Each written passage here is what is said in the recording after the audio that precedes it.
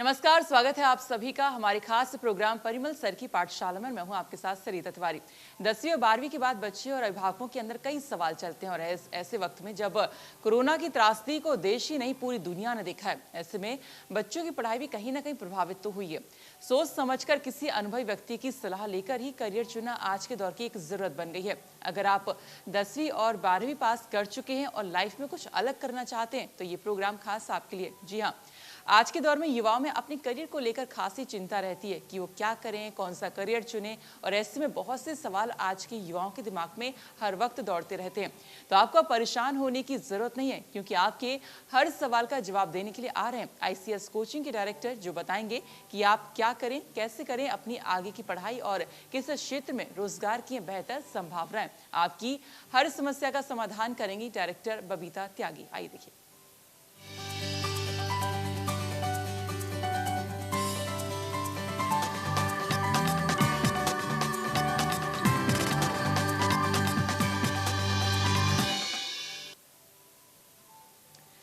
तो बबीता त्यागी जी हमारे साथ जुड़ गई हैं, आपका बहुत बहुत स्वागत है। और एक पहला सवाल मैं आपसे यही करूंगी कि कैसे सरकारी नौकरी पाएं जो 10वीं पास हैं, 12वीं पास हैं, स्पेशली उनके लिए आज हम बात करेंगे कि किस तरह से कौन सी तैयारी करें, किस तरह का एक प्रोसीजर रहेगा, सारी चीजें थोड़ी सी जानकारी दें।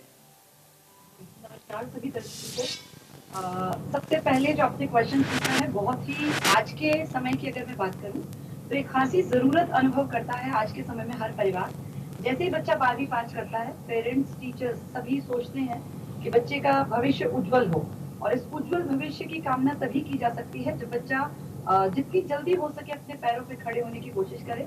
और भारत, क्योंकि अभी हम 2 साल से देख रहे हैं, इस पेंडेमिक के दौर से गुजर रहा है, इस पेंडेमिक ने हमें दिखाया कि सरकारी नौकरी पर जो लोग थे वो सच में काफी हद तक मेंटली फ्री रहे, उनके ऊपर वो प्रेशर नहीं रहा जो कि एक प्राइवेट जॉब के, प्राइवेट सेक्टर के इंसान के सिर पे रहा। क्योंकि जितनी प्रॉब्लम्स आई उन सब में कहीं ना कहीं सरकारी नौकरी वालों ने सेफ फील किया कि कम से कम एक अमाउंट उनके खाते में आता रहा, उन्हें नौकरी जाने का भय नहीं था। और इस दौर में ये भी परिवारों ने कि हो सकता है ज्यादा कहते हैं स्टेबल जीवन, जिसे कहते हैं एक ऐसा जिंदगी, एक ऐसा जीवन जिसमें आपके दिमाग में प्रेशर ना हो कि अगर कोई बुरा दौर आया तो हम कैसे काम करेंगे। उस दौर में अगर आपके बच्चे के पास सरकारी नौकरी है तो आप मेंटली फ्री हो सकते हैं। 12वीं क्लास के बाद बहुत सारे ऑप्शंस हमारे इंडिया में हैं। इनफैक्ट 10वीं के बाद से ही ऑप्शन स्टार्ट हो जाते हैं।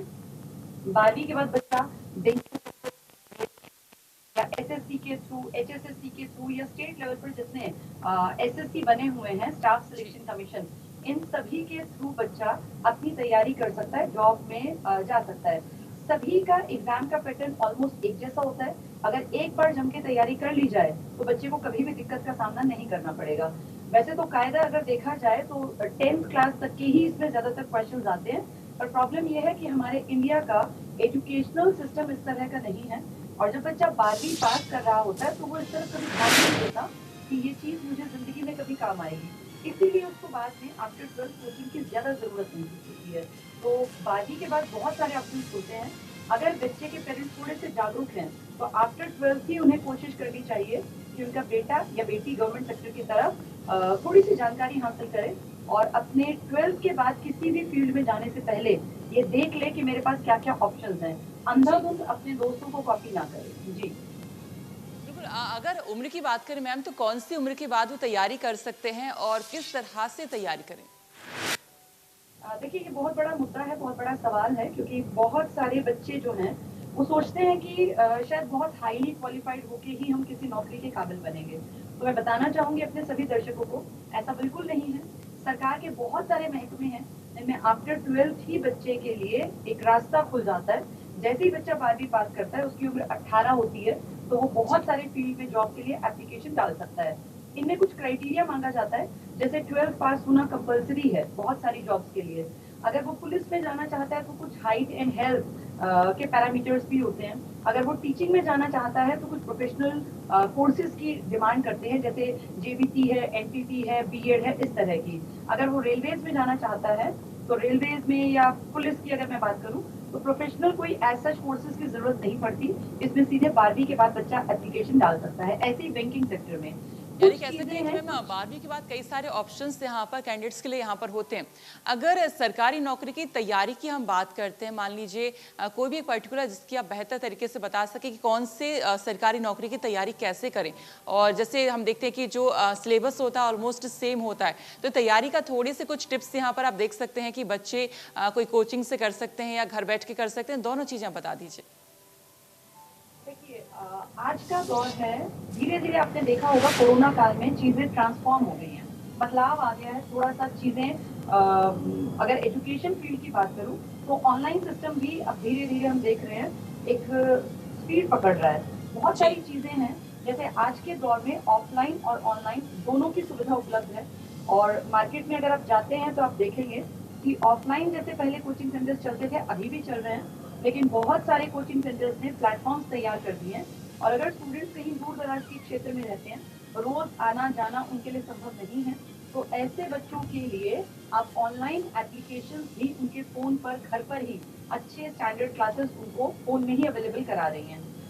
तो बच्चे को ये देखना पड़ेगा, अगर वो किसी ऐसे एरिया में रहता है जहाँ से शहर की या किसी अच्छे संस्थान की कनेक्टिविटी है, तो उसको प्रेफरेंस देनी चाहिए हमेशा कि वो ऑफलाइन जाके पढ़े।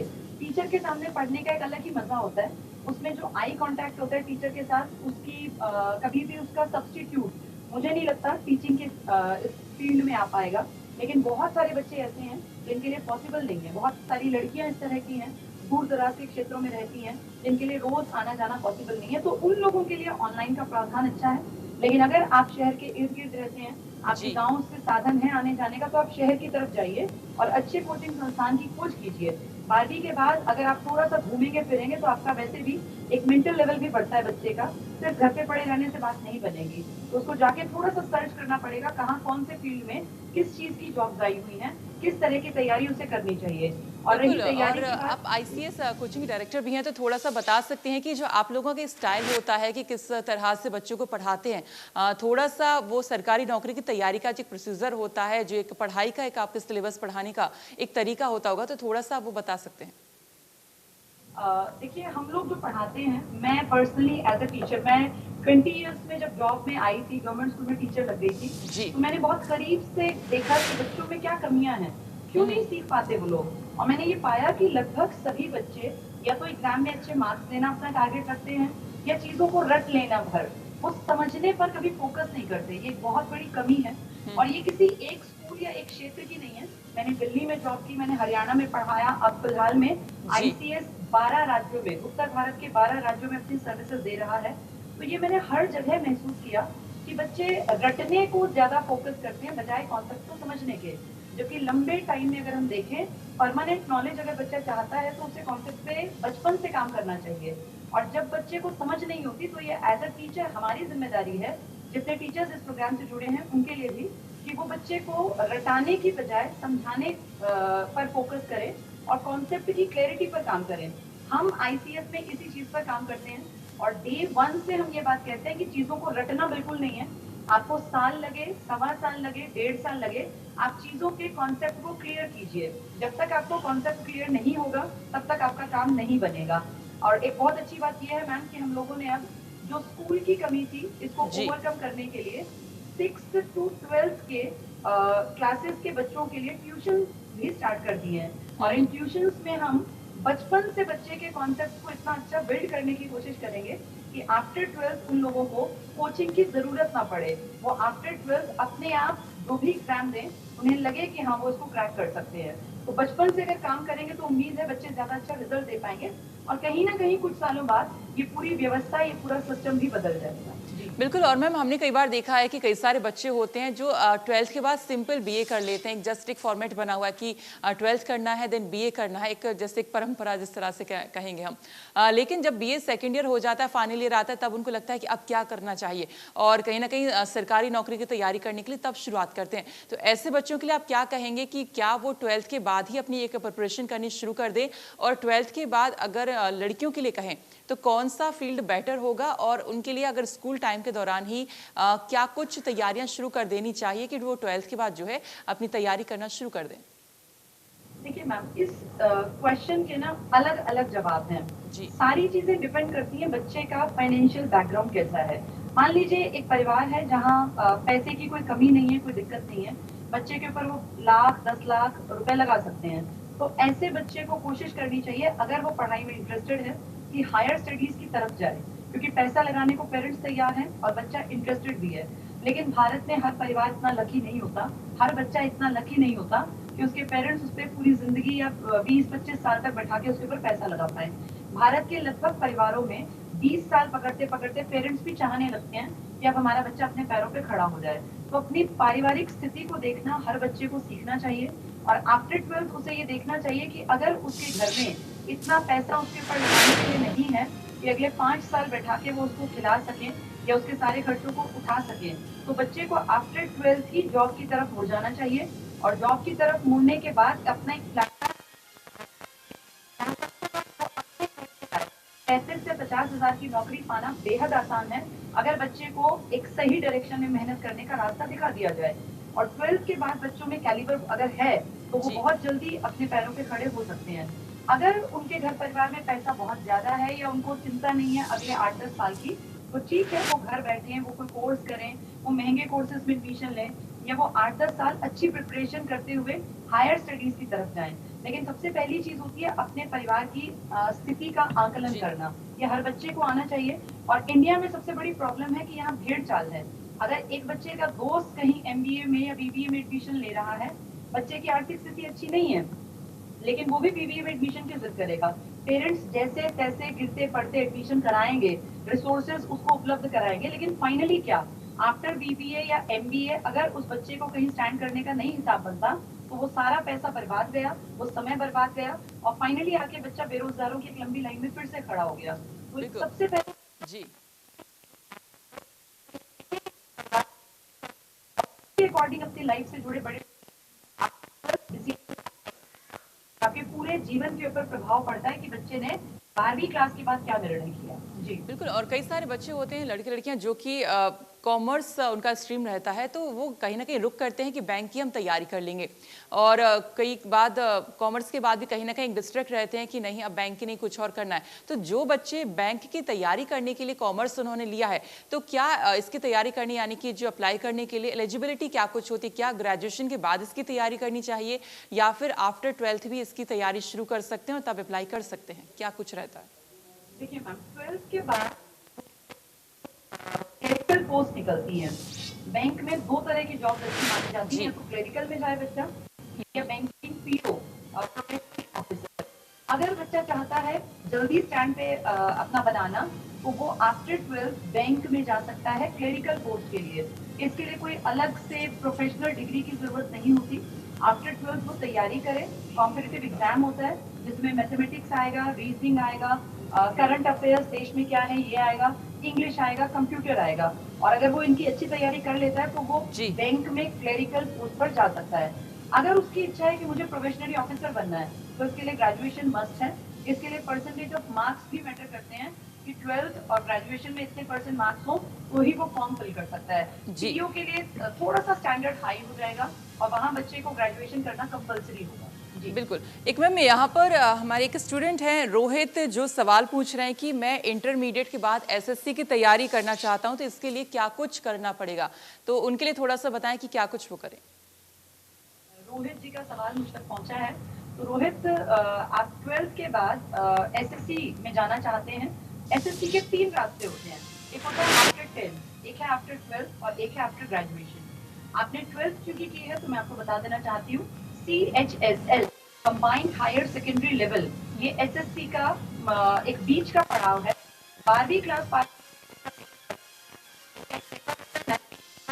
भारत के बच्चे इसको फॉर्म को फिल करते हैं और लगभग हर साल ये एग्जाम कंडक्ट किया जाता है। कई चरणों से होकर निकलना पड़ता है, पीरियड 1, पीरियड 2, पीरियड 3, तब जाके आप जॉब पा सकते हैं। एक लंबा प्रोसेस है, साल 1.5 साल इसमें मान के चलिए आपका लगेगा, और साल भर आपको देना पड़ेगा तैयारी के लिए। तो बैंकिंग सेक्टर की आप तैयारी अगर करते हैं तो आप में थोड़ा सा पेशेंस चाहिए, और आप ये मान के चलेंगे कि साल भर आपको तैयारी करनी है और 1 से 1.5 साल उस पूरे प्रोसेस में आपके अंदर पेशेंस हो। तो इसलिए मैं ये सजेस्ट करूंगी कि सिर्फ एक फॉर्म के भरोसे ना बैठें। जब आप बैंकिंग के फॉर्म भरें, उसी के पैरेलल आप एसएससी के फॉर्म्स भी भर दें, क्योंकि मैथ्स एक ऐसा सब्जेक्ट है जो दोनों में आएगा, करंट अफेयर्स ऐसा है जो दोनों में आएगा, इंग्लिश भी दोनों में आएगा। तो जब आपको तैयारी करनी ही है तो एक फॉर्म फिल करके क्यों आप बैठे रहते हैं, आप पैरेलल सब चीजों के फॉर्म भरिए, तैयारी एक ही चाहिए, काम सब जगह आ जाएगी। बिल्कुल। और एक और स्टूडेंट है, राशिद हैं गाजियाबाद से, ये कह रहे हैं कि हमने एमएड किया हुआ है और अभी जो इनकी उम्र है 35 साल ये बता रहे हैं, तो क्या कौन सा करियर इनके लिए बेटर रहेगा सरकारी नौकरी में? जी, पहले तो मैं ये कहूंगी कि आप थोड़ा सा लेट हैं, क्योंकि 35 साल की उम्र का मतलब है बहुत सारे रास्ते बंद हो गए हैं। देखिए, सबसे बेहतर एज होती है अगर आप गवर्नमेंट सेक्टर में जाना चाहते हैं 18 टू 27, ये गोल्डन पीरियड है किसी भी स्टूडेंट के लिए। अगर उसका इंटरेस्ट है गवर्नमेंट सेक्टर में जाने का, 18 के बाद रास्ते खुलते हैं और 27 तक अथाह बहुत ज्यादा चांसेस हैं किसी भी सेक्टर में, क्योंकि इन्हीं के बीच के बच्चों को ज्यादातर सरकारी नौकरियों में लिया जाता है। जैसे ही आप 27 क्रॉस कर जाते हैं तो लिमिटेशन स्टार्ट हो जाती हैं, उसके बाद आपके जितने फील्ड हैं वो घटते चले जाते हैं। तो 27 के बाद आप 35 बता रहे हैं, आपने एमएड किया है, तो आप इसका मतलब कहीं ना कहीं टीचिंग से जुड़ना चाहते हैं। एमएड तो वही करेगा जिसको टीचिंग में जाना है। अब आपके पास स्कोप बचा है नेशनल लेवल पे। अगर मैं बात करूं, जैसे दिल्ली की भी बात करूं, तो 32 के बाद तो दिल्ली में फिर नौकरियां लगभग यहाँ के बराबर हैं। 35 आप अगर देख लीजिए आपके स्टेट में, आप गाजियाबाद से बता रहे थे, तो यूपी में टीचिंग में अगर आप देखेंगे तो वहां हो सकता है 35-40 तक एलिजिबिलिटी रखते हो। जैसे अगर हरियाणा की बात करूं तो यहाँ 40 ईयर्स तक एप्लीकेबल अप्लाई कर सकते हैं मेल फीमेल, तो यहाँ 40 साल तक। लेकिन अगर मैं दिल्ली की बात करूं तो 27 और 30 तक वहाँ सारे दरवाजे फिर बंद कर देते हैं। तो यानी कि सबसे मैम बेहतर होता है पॉसिबिलिटीज 18 हैं से। कि राशिद जो है टीचिंग के लिए अप्लाई यहाँ पर कर सकते हैं, एमएड किया है तो सही आपने गाइडेंस दिया कि उस तरफ वो क्योंकि जो उनकी शिक्षा है वो वहाँ पर काम आ सकती है। एक पटियाला से मानसी हैं, ये पूछ रही हैं कि अभी कौन कौन से सरकारी नौकरी के फॉर्म्स यहाँ पर निकले हैं ताकि वो अप्लाई कर सके। देखिए, अभी फिलहाल में दिल्ली में टीचिंग के जॉब्स आई हुई थी। अभी ये साल तो ना कोरोना का जो साल था, पैंडेमिक का, इसमें एक अच्छी बात ये रही कि नौकरियां बहुत सारी निकली। स्टेट लेवल पे लगभग हर राज्य सरकार ने, शायद ये पैंडेमिक से उभरने का एक तरीका रहा होगा सरकार का, जो मेरा पर्सनल नजरिया है, क्योंकि इस पैंडेमिक में बहुत सारे लोग बेरोजगार हो गए। बेरोजगारी की उस मार से बचने का ये तरीका था कि सरकार रोजगार दे युवाओं को। बिहार की बात करें, राजस्थान की बात करें, हरियाणा की बात करें, दिल्ली की बात करें, हर स्टेट ने अभी हाल फिलहाल में बड़े पैमाने पे बम्पर भर्तियां निकाली थी और अब एग्जाम्स भी चल रहे हैं। पिछले लगभग 2 महीने से लगातार एग्जाम्स चल रहे हैं। अभी हाल ही में रीट का राजस्थान का एग्जाम हुआ, हरियाणा में कई एग्जाम्स हुए, दिल्ली में लगातार एग्जाम्स चल रहे हैं। तो एग्जाम तो ऐसे ही आते जाते रहते हैं। प्रॉब्लम होती है स्टूडेंट्स तैयारी जम के नहीं करते। स्टूडेंट्स तैयारी करते हैं 2 महीने 4 महीने, जब एग्जाम आता है फिर छोड़ देते हैं। ये मैं अपने सभी दर्शकों को बताना चाहूंगी कि जब आप तैयारी करें बच्चों, तो ये सोच के तैयारी करें कि मुझे नौकरी लग के हटना है। उसमें मेरे 6 महीने लगे, 8 महीने लगे, साल लगे, 1.5 साल लगे, मैं दूसरा ऑप्शन नहीं सोचूंगा। ये मेरा इकलौता ऑप्शन होगा कि मुझे सरकारी नौकरी करनी है। अगर आप इस मंशा के साथ तैयारी करेंगे तब बात बन सकती है। अगर आप पैरेलल सोचेंगे कि 2 महीने इसको पढ़ लूं फिर मैं छोड़ दूं, फिर मैं दूसरी चीज देखूं, तो बात नहीं बनेगी। ये सालों साल की तपस्या है, तब जाके बच्चे सरकारी नौकरी पा सकते हैं। जी बिल्कुल। और यहाँ पर एक और स्टूडेंट हैं, रोहित इनका नाम है, ये कह रहे हैं कि अभी इनका जो बीए है फाइनल ईयर यहाँ पर चल रहा है और ऐसे में ये चाहती कि डिफेंस में अपना करियर बनाए। तो डिफेंस में करियर बनाने के लिए क्या कुछ कर सकते हैं, कौन सा कह सकते हैं कोचिंग लेनी चाहिए, किस तरह से इसका अप्लाई करने का प्रोसीजर रहेगा, क्या कुछ? डिफेंस में करियर के लिए देखिए, अगर आप बीए कर रहे हैं तो मैं आपको बता देना चाहती हूँ, आफ्टर ग्रेजुएशन एनडीए होता है आफ्टर 12, लेकिन वो साइंस स्टूडेंट्स ही ज्यादातर उसमें प्रेफरेंस में रखे जाते हैं। और आफ्टर ग्रेजुएशन सीडीएस है, इसमें भी साइंस बैकग्राउंड के बच्चे ही आते हैं। अगर आप बीए कर रहे हैं तो डिफेंस के लिए फिर आपके थोड़े से जो रास्ते हैं वो कहीं ना कहीं आपको फील होगा जब आप फॉर्म भरने जाएंगे कि साइंस स्टूडेंट्स को प्रेफरेंस में रखा जाता है। लेकिन अगर आप जुड़ना चाहते हैं बाकी किसी टाइप की और सर्विसेज से, जैसे स्टेट लेवल की पुलिस है, या हम बात करें एसएससी में सेक्शन ऑफिसर्स हैं, तो या इस डिपार्टमेंट में है इंटेलिजेंस ब्यूरो टाइप में, इसमें भी सीधे सेक्शन ऑफिसर या इंस्पेक्टर और इस तरह की बड़ी पोस्ट पे बच्चे निकल जाते हैं। लेकिन उसके लिए एक दमदार तैयारी करनी पड़ेगी। आपको mathematics, reasoning, general knowledge, current affairs, English, ये सारे सब्जेक्ट बहुत अच्छे ढंग से तैयार करने पड़ेंगे। तो उस तैयारी के साथ आप डिफेंस में जा सकते हैं। चलिए मैम, फिलहाल बहुत बहुत शुक्रिया, आपने समय निकाला और तमाम जो छात्र छात्राएं हमारे साथ आज ऑनलाइन जुड़े भी हैं उनके सवालों के आपने बखूबी जवाब दिए, इसके लिए आपका बहुत बहुत शुक्रिया। और आखिर में आप यहाँ पर दिखाते हैं जो ICS कोचिंग से कुछ बच्चे ने जिन्होंने कोचिंग ली है और बहुत अच्छे मार्क्स लाए हैं और सरकारी नौकरियां जो कर रहे हैं उनका क्या कुछ रहा वो दिखाते हैं।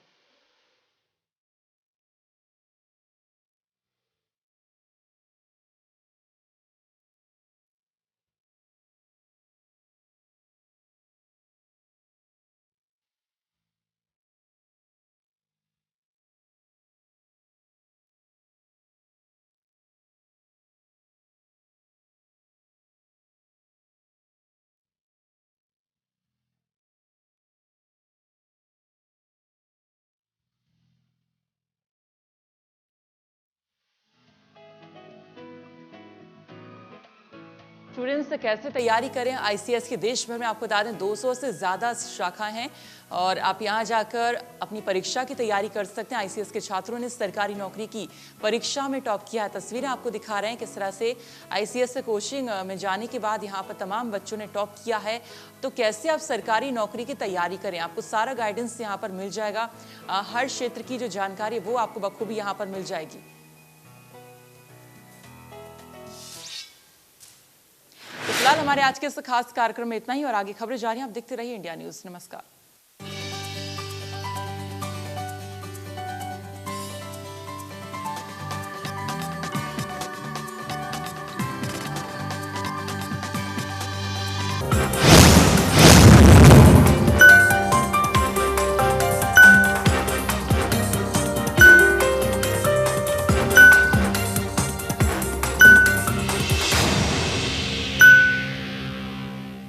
वेक्टस टैंक्स पानी को ठंडा रखने में मदद करता है। यह है माइक्रोबैंड टेक्नोलॉजी से बना एंटीबैक्टीरियल टैंक जो बैक्टीरिया पैदा होने नहीं देता। खूबसूरत है, जस्ट लाइक मी। वाह, वेक्टस पाइप्स एंड टैंक्स पर है सबका भरोसा, तभी तो वेक्टस है इंडिया की वाटर लाइन। आजकल स्ट्रेंथ और इम्यूनिटी की जरूरत है भारी, तो आप क्यों हल्के पड़ो। शुरू करो एंड्यूरामास। ना कमजोर रहो, ना कमजोर दिखो। Enduramass, gain weight, stay fit, look great. अरे चल ले भाई, आज मैच है, MPL पर टीम बनानी है हमें। अरे पापा देखो कैसा ढीठ आदमी है, ये चल नहीं रहा है। इनका दिमाग तो चल नहीं रहा, पर आपका तो चल रहा है ना। तो लगाओ अपनी अकल और बनाओ अपनी फैंटेसी टीम ऑन MPL। है अकल तो खेलो MPL। इस खेल में वित्तीय जोखिम शामिल है, इसकी आदत लग सकती है। कृपया जिम्मेदारी से और अपने जोखिम पर खेलें। दोस्तों रिश्तेदारों के सामने हाथ फैला के उधार मांगेंगे, लेकिन इंश्योरेंस के प्रीमियम क्यों भरे। उल्लू मत बनो अंकल। PolicyBazaar.com पर 1 करोड़ का हेल्थ इंश्योरेंस और टर्म लाइफ इंश्योरेंस सिर्फ 400 रुपए महीने से शुरू होता है। ले लो ना। PolicyBazaar.com। वाओ, इतनी स्मूथ स्किन, पर वो भी बिना salon. Here's my salon. Read cold wax strips. There are 3 easy steps, salon. Just peel, apply, pull to get chocolate wax-like results for salon smooth finish. Just beat it. Try now at ₹99. Wear this. But all this hair, और अभी salon जाना risky है ना? Here's my salon at home. But hair removal creams darken now. Veet visibly brightens and it's dermatologically tested.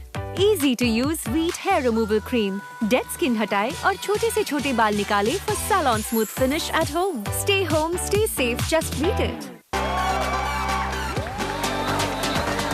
दौड़ेगा भागेगा, बाबा all seasons के लिए कुछ भी करेगा। I'm a man of all seasons. रूप मंत्रा आयुर्वेदिक फेस वॉश। इसमें है क्यूकम्बर के प्योर एक्सट्रैक्ट्स जो नेचुरली चेहरे को मॉइस्चराइज रखे। ये कोई कॉस्मेटिक नहीं, आयुर्वेदिक औषधि है। With wetness indicator, no checking बार-बार। Little Angel Extra Dry Baby Pants. Baby खुश तो मम्मी खुश। कितने जर्म्स होंगे, बीमार पड़ेंगे। ईशान संभाल लेगा। इससे पहले मम्मी है, चलो डेटॉल करें। क्योंकि डेटॉल